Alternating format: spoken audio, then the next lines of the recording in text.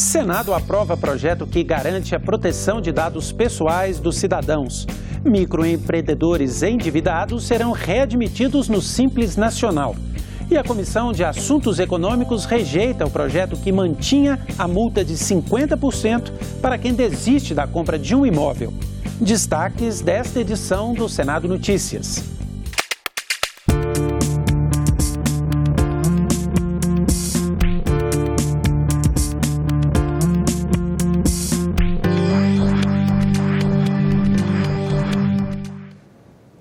Boa noite. Os senadores aprovaram há pouco o marco legal que regulamenta o uso, a proteção e a transferência de dados pessoais no Brasil. Acompanhe agora os destaques da ordem do dia. A proposta foi incluída na pauta do dia depois de um acordo entre os líderes em reunião no início da tarde. O texto garante maior controle dos cidadãos sobre suas informações. Exige, por exemplo, consentimento explícito para coleta e utilização tanto pelo poder público quanto pela iniciativa privada. A matéria foi aprovada por unanimidade e segue agora para a sanção presidencial. Os dados pessoais trafegam pelas redes de informação e muitas vezes, sem consentimento das pessoas, acabam sendo comercializados, publicados ou utilizados de forma abusiva. Todos aqui se lembram que em vários processos judiciais, quando a Justiça brasileira solicita dados do Twitter, solicita dados da Google, esses dados não são repassados com a justificativa que elas não estão sob a jurisdição da Justiça brasileira. Entendendo o princípio básico de que o meu direito termina aonde começa o direito do meu semelhante, deve também ter como premissa a internet. O plenário também aprovou o cancelamento de um decreto presidencial que reduziu de 20% para 4% as alíquotas do imposto sobre produtos industrializados na produção de xaropes para a fabricação de refrigerantes. O produto final é tributado em 4%. Por isso, o Poder Executivo alega que a diferença gerava créditos para as indústrias e que a redução corrige o desequilíbrio. Os senadores do Amazonas alegam que a medida prejudica a Zona Franca de Manaus, produtora do insumo, e que já conta com incentivo fiscal. Eles dizem que a extensão do benefício a todo o país vai causar a fuga de empresas instaladas em Manaus. Este é um precedente extremamente perigoso, não só para a segurança jurídica, mas também para a segurança tributária de um setor que emprega mais de 100 mil brasileiros. No meu estado, são mais de 10 mil amazonenses que dependem desse setor. Derrubar um decreto presidencial completamente inconstitucional, senhor presidente. O presidente da República não pode, da noite para o dia, atacar a economia de qualquer estado brasileiro, nem a Zona Franca de Manaus e nenhum estado brasileiro. Eles não pagam imposto e recebem créditos. Então, no momento que esse governo fecha 400 farmácias populares, a gente vai dar subsídio de 7 bi. Nós vamos pagar com o dinheiro do cofre público para quem quer consumir um refrigerante. É uma loucura. Quem proporcionou a prorrogação da Zona Franca e permitiu que ela mantivesse sua competitividade não foi o governo do Temer. Foi o governo do presidente Lula, foi o governo da presidenta Dilma. Os senadores também aprovaram uma proposta que permite a microempreendedores individuais, microempresas e empresas de pequeno porte, excluídos do Simples Nacional em 1º de janeiro por dívidas tributárias, serem readmitidos no regime especial.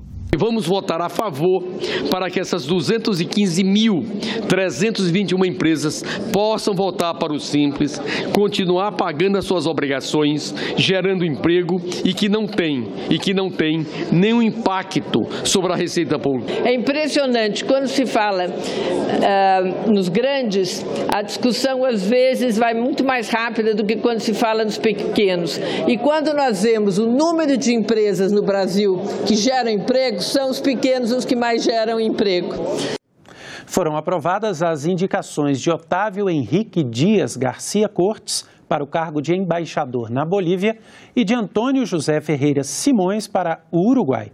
E o plenário aprovou também as liberações de crédito para as cidades de Teresina, no Piauí, e de Joinville, em Santa Catarina, além de empréstimo do estado do Ceará junto ao Banco Interamericano de Desenvolvimento. Tomou posse na sessão de hoje o senador José Amauri, suplente de Eumano Ferrer, do Piauí. Ferrer pediu licença de 120 dias para tratar de assuntos particulares. As obras de manutenção, conservação e recuperação da BR-319, que liga Manaus, no Amazonas, a Porto Velho, em Rondônia, foram tema de audiência pública nesta manhã, na Comissão de Infraestrutura. Entregue em 1976, 12 anos depois, a BR-319 já estava intrafegável. Com obras de recuperação do DENIT, que já custaram mais do que o que foi gasto com a construção, é possível transitar por ela, a depender da época do ano. Do quilômetro 250 ao quilômetro 655, a rodovia se transformou numa picada no meio da floresta, que hoje está transitável graças ao trabalho de manutenção. O que falta para levar a rodovia aos padrões de uso de 40 anos atrás? Os dois trechos das pontas, um próximo a Manaus e outro próximo a Porto Velho, com licenciamento, e o trecho do meio sem licenciamento para que o DENIT faça as obras de pavimentação. Não existe definição de qual é o ente da federação responsável por licenciar a manutenção de rodovias não pavimentadas. Nós abrimos uma exceção para esse processo devido a uma recomendação do Ministério Público. Qual é a necessidade real, qual é o impacto ambiental que isso poderia causar com o reasfaltamento de uma rodovia que já foi asfaltada? Qual é o atual cenário da BR-319 no trecho do meio? Do 255, do 250 ao 655, é que não há estrada. Quando não há estrada, o que é necessário fazer? Implantar e pavimentar uma estrada. Não é um capricho, não é um desejo do IBAMA, nós simplesmente estamos seguindo o que está posto na legislação. Eu conheço bem a região e essa estrada nunca deixou de existir. Atrasos, idas e vindas de estudos de impacto ambiental, desde 2005, o Brasil não consegue resolver o problema. Paira sobre essa BR a tal da teoria da conspiração, né?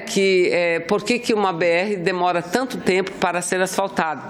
Porque existem forças externas que não concordam com que ela seja asfaltada porque quer manter uma parcela importante da população da região isolada. Mas o que nós não podemos é ficar 2 décadas estudando os impactos ambientais. Aí já não é mais um estudo de impacto ambiental, isso tem outro nome. Até janeiro de 2019, mais de 30% dos analistas do IBAMA estarão aposentados. Nós já temos 1.600 cargos vagos.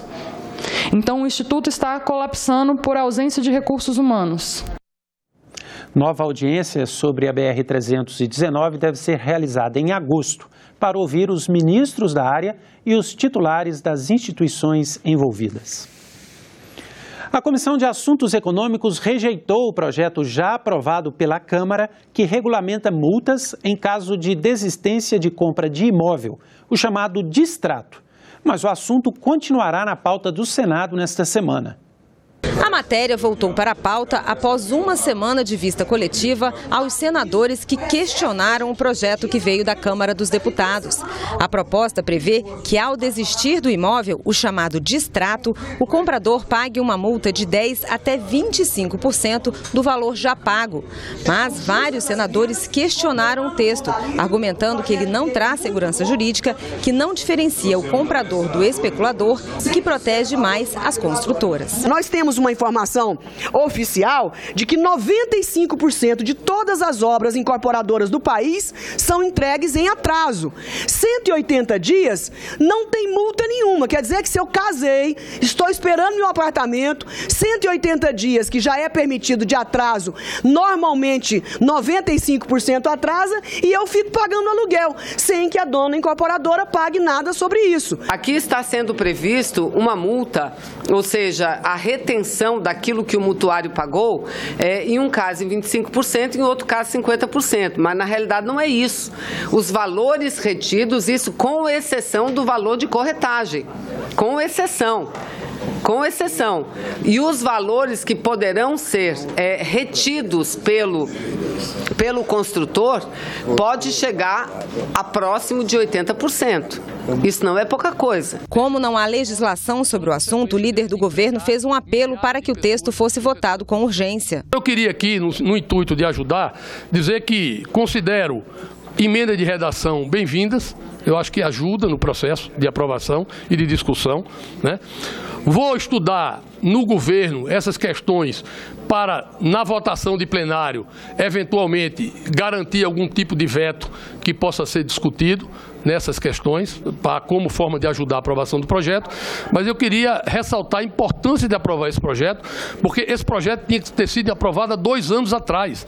Nós estamos numa situação de penúria e de muita dificuldade do processo de construção civil no Brasil. Mesmo com o pedido do líder do governo, a matéria foi rejeitada por 14 votos a 6 e 1 abstenção. Mesmo rejeitado, o projeto segue agora para o plenário, que pode acatar ou não o resultado da Comissão de Assuntos Econômicos. Mas, por um acordo feito pelos senadores, será votado nesta quarta-feira um outro projeto do senador Dalírio Beber, que trata do mesmo assunto e tem uma maior aceitação entre os senadores. A proposta estabelece, entre outros pontos, percentuais de multas diferentes para a desistência imotivada da motivada, que é, por exemplo, quando o comprador perde o emprego e não pode mais pagar as prestações do financiamento. Eu tenho que separar o especulador daquele poupador, daquele que está casando, começando a vida, daquele que é aposentado, da classe média que junta anos, dá uma entrada e depois, por um momento de crise, não consegue pagar mais. O projeto do senador Dalírio faz essa divisão. A Comissão Mista de Deputados e Senadores, que analisa a medida provisória 840 de 2018, aprovou o relatório do senador Fernando Bezerra Coelho.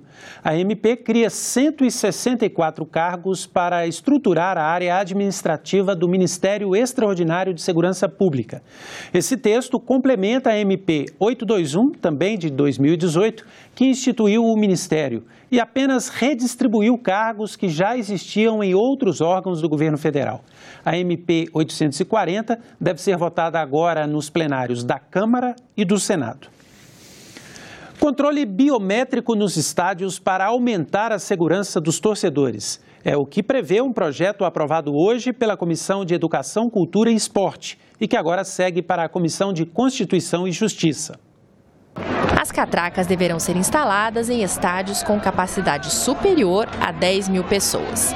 Pelo texto original, o controle biométrico valeria apenas para torcedores acima dos 16 anos. Mas o relator acrescentou a obrigação para menores que façam parte de torcidas organizadas. O monitoramento nos estádios é previsto no Estatuto do Torcedor, mas hoje é feito apenas com câmeras. Qualquer prédio que a gente vá aqui em Brasília, por exemplo, você vai lá, a pessoa tira foto, tem lugar que é registro biométrico, por que não nos estádios? Eu penso que essa medida é importante porque ela vai ter, inclusive, uma coação psicológica naqueles que não vão nos estádios para torcer, que vão lá para bagunçar, inclusive para matar pessoas, que muitos deles. As universidades públicas federais estão sofrendo com a crise econômica do país. Os recursos garantidos pelo orçamento já não são suficientes nem mesmo para o custeio das instituições. Isso significa um impacto muito negativo na vida acadêmica. E é esse o tema do programa Em Discussão desta terça-feira. Olá! Quando você se vê às voltas de uma crise financeira, é hora de apertar o cinto. Resumindo, corte de despesas.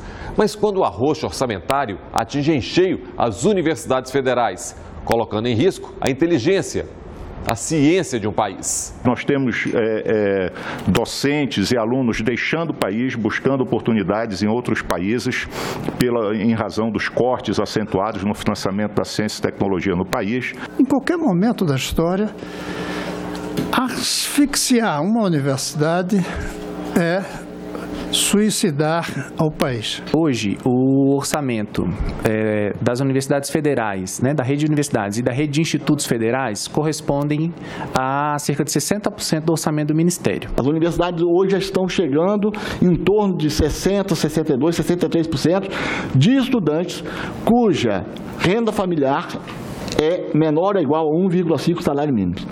E é uma responsabilidade imensa Nós, enquanto gestores dessa universidade. Não adianta você pensar expansão sem pensar o financiamento da universidade pública. Não adianta pensar a entrada de setores da sociedade, como negros, quilombolas, indígenas na universidade pública, se você não pensar como é que você financia a permanência desses segmentos dentro da universidade. O debate está posto. Os desafios que os gestores públicos têm pela frente, o papel do Ministério da Educação, as críticas, a universidade pública paga. E é daqui a pouco, no Em Discussão. O Em Discussão vai ao ar logo mais depois do programa Argumento. E nós ficamos por aqui. Você pode rever as reportagens desta edição na nossa página senado.leg.br/TV. Continue com a gente. Outras notícias a qualquer momento na nossa programação e em nossa página na internet. Obrigado pela companhia. Continue sintonizado aqui na TV Senado.